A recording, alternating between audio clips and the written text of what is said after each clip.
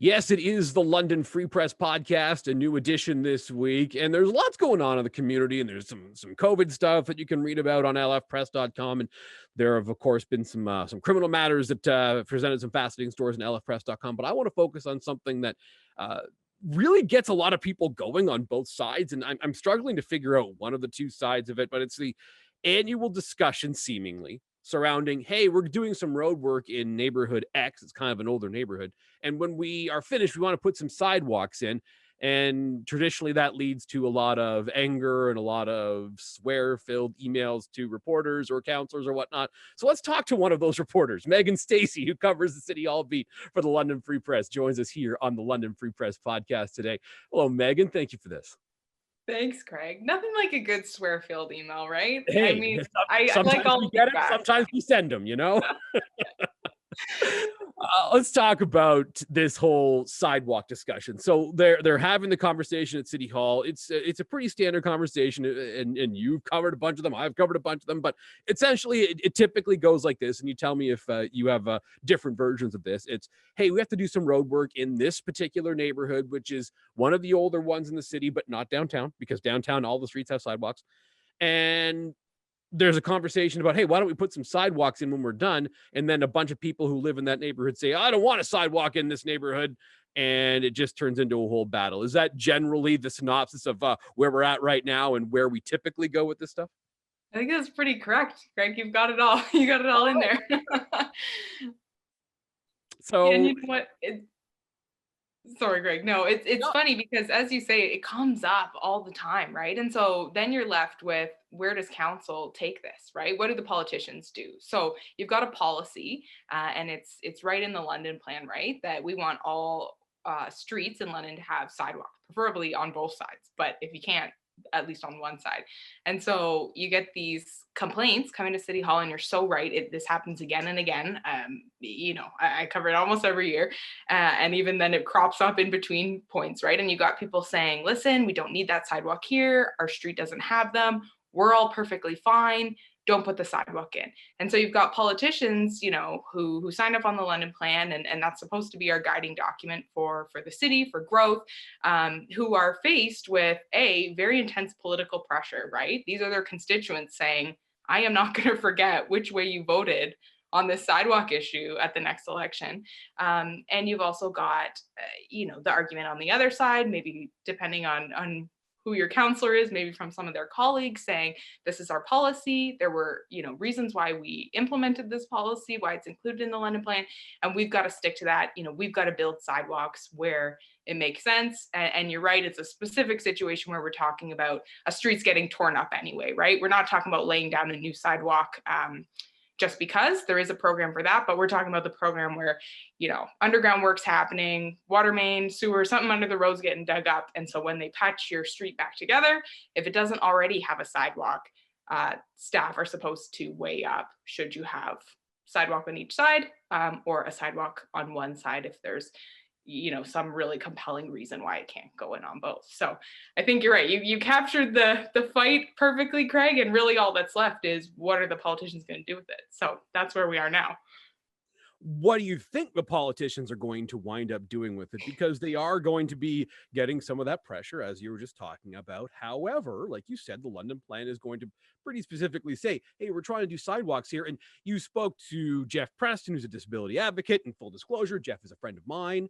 And he said, hey, no, sidewalks are more than just somewhere that you look out and there's some pavement on your lawn somewhere. There's a sidewalk in front of my house right now. But it's basically how some people get around the city. So it's more complicated than just, hey, do you like the way this looks? Yes or no? Yeah, absolutely, Craig. And the reason that policy was implemented, the reason that we want sidewalks, or at least that's what's enshrined in the London plan, is to make sure that people can get around. And we're talking about people like Jeff who might use a wheelchair. We're talking about older folks who might be living in their homes and use a walker to, go around the block.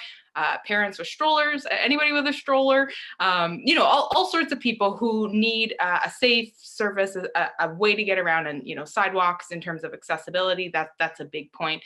It's also in some cases about sort of increasing the walkability, right? And maybe even the vibrancy of your neighborhood. So if people aren't out walking already, sidewalks might help them. It's also about kids. So some of the really intense fights that we saw last year in 2020 about sidewalks involved school routes, right? Or a street where kids are, specifically encouraged to walk in order to get to a school building. So young or old, anybody in between, that's why it's there. And you asked me, what do we think the politicians are going to do? Craig, as you said, this is a fight that keeps coming up. And so some streets win, some streets lose. And it's kind of hard to tell which way politicians are going to go. I'll admit that. There were 3 cases last year, I think, if I've got that right. And there were 3 votes within the course of a week where politicians said, okay, this street doesn't have sidewalks, infrastructure work, a big dig is planned on that street, and staff are recommending that a sidewalk go in. We say, let's side with the neighborhood. They don't want a sidewalk, no sidewalk. There were 3 votes in the course of a week. And so 2 of those ended up getting reversed and 1 went ahead. So, it's kind of a gamble, and it depends on the street and it depends on the other factors, right? And I think that's what residents on a street would say. A lot of these letters say, hey, we're not against sidewalks. Of course, we want people to be able to walk around our neighborhood, but look at the factors involved here. Often that's trees, big, old, mature trees that, really add a lot to a street, add a lot to a home. People get really attached to them. And of course, a huge value for a neighborhood, right? To have some of those big trees. So it's going to be really interesting to see where politicians head with this one.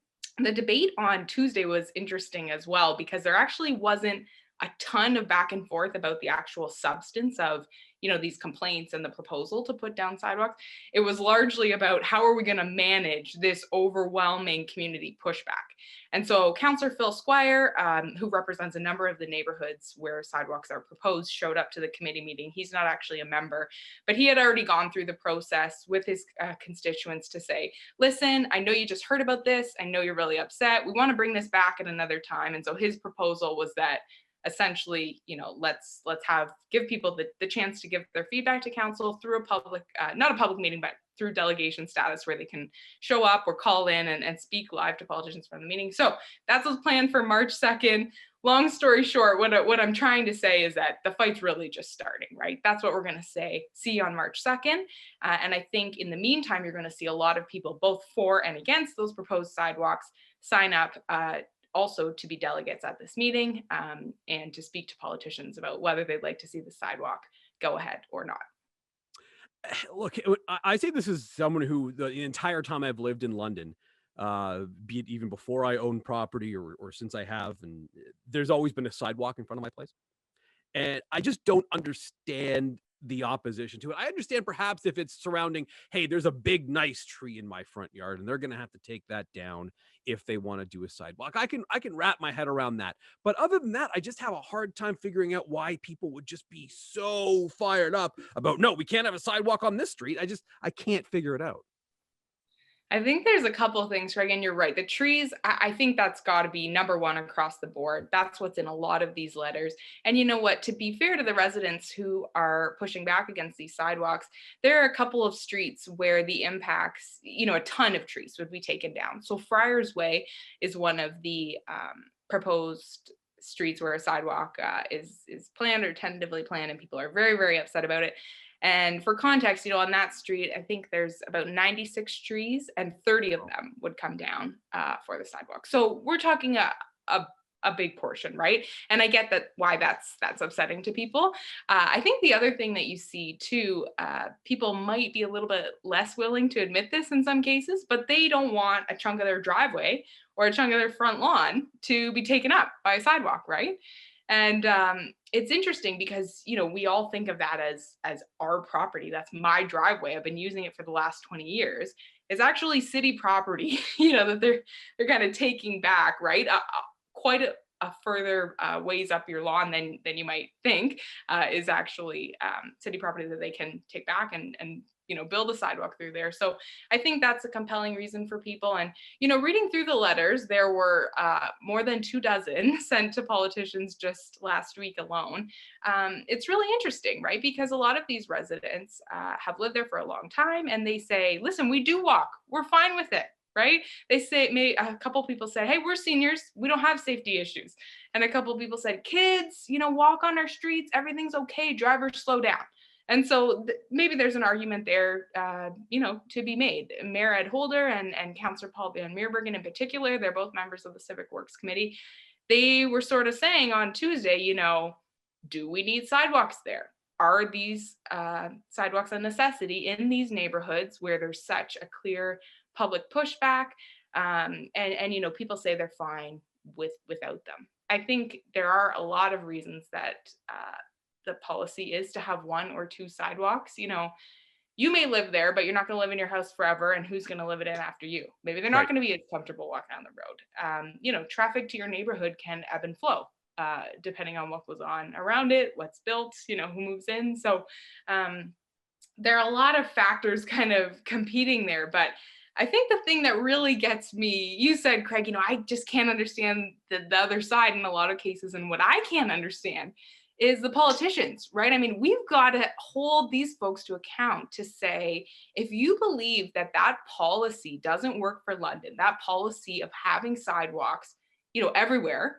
and building them where we can to get to that stage, I think the politicians have got to make a push, be bold enough to say that and make that their stance in every case, not just when it's politically convenient and when your constituents have launched a fight, right? Because then you get to this position, and I thought one of the councillors summed it up really well. Jesse Helmer said, we keep making exceptions to our policy, and so when we make exceptions to our policy, we're going to keep getting a lot of requests for more exceptions to the policy, right? And that's really where we're at in London right now. Yeah, and that's a good point, is if you start making one exception here, one exception there, then it turns into a scenario like you were talking about earlier, Meg, when you said we don't really know how these things are going to go. And when it comes to public planning matters, I think that we should generally have an idea as to how things are going to go. I think it's something that should not necessarily be a spin the Price is Right wheel and we'll see what number comes up. We should have a pretty standard roadmap, for, pardon the pun, for how these things are going to work out. So the City of London's got to figure out a standard set of rules that apply to neighborhoods all over the city, as opposed to just picking and choosing a la carte as we go, I think. I think so too, Craig. And, even just from a logistical standpoint, because it creates a lot of issues, right? I mentioned on Tuesday that there wasn't a lot of debate about the real substance. It was about how are you going to handle it? And, there was about an hour of talk just to get to a point where politicians said, okay, we'll have another meeting where more people can show up and talk, right? And so that's really important. I'm not, looking down on public engagement. That's really important. But what I'm saying is this keeps coming up, and as you say, it's kind of a spin the wheel, grab bag sort of moment. What are you going to get? And I think as a resident, that's really unfair and a little bit frustrating too, right? Councillor Cassidy brought this up at the meeting. She said, there have been a lot of sidewalk battles in my ward where I've tried to kind of diffuse the tension and talk to my constituents about this, so it never really ends up on the floor of council chambers, right? And I think when you've got a policy, but the policy keeps getting violated, or, exceptions are made year after year to the policy, it just kind of begs the question, well, why do you have the policy? And I think if people want to make a stand, and say that policy's garbage, let's get rid of it, that's a conversation to be had, right? But to have, a policy that everybody just knows kind of never happens in practice, it just seems a little bit silly to me. That's the part I find frustrating. And I think, to think of your politicians, your city councilors, your ward councilors as human beings too, it is pretty tough for them, right? Because you've got a number of councilors who are saying, we've got to stick to the policy. Accessibility is important. Let's build a city for everybody. And then you've got other councillors who are saying, hey, listen, the neighborhood that I represent has told me in no uncertain terms they don't want this. And here's the reasons they've laid out. I mean, you know, it is complicated for people. I'm sure glad I don't have to represent a neighborhood where a sidewalk's going in and try to find out, you know, walk that balance. So yeah, I think we're kind of doing a disservice by returning to this fight year after year after year. But that's just my thought. Yeah, my plan is to not run for office, and that's going to solve it. That's true. That solves it. We've got no more time. So what March 2nd, you said, was the next time that we're going to have this conversation at City Hall, Meg? That's right. And if you want to get your name on the list, earlier is always better. So if you can get in before February 17th, you can send an email to the clerk. If you go on london.ca, you should be able to find the address pretty easily. And that's the place to get yourself on the list to request delegation status to share your thoughts with politicians. So worth mentioning. Good to know. We'll leave it there. Megan, thank you so much for doing the podcast with us, as always. Thanks for having me, Craig. Great to chat. That's London Free Press City Hall reporter Megan Stacey here on the London Free Press podcast, which of course you can subscribe to on Stitcher, on Spotify, on Google Podcasts, Apple Podcasts, or keep finding us on YouTube, and of course within stories on lfpress.com. Thank you very much for listening to today's episode. We will be back with more episodes. We're not sure when, but soon here on the London Free Press podcast.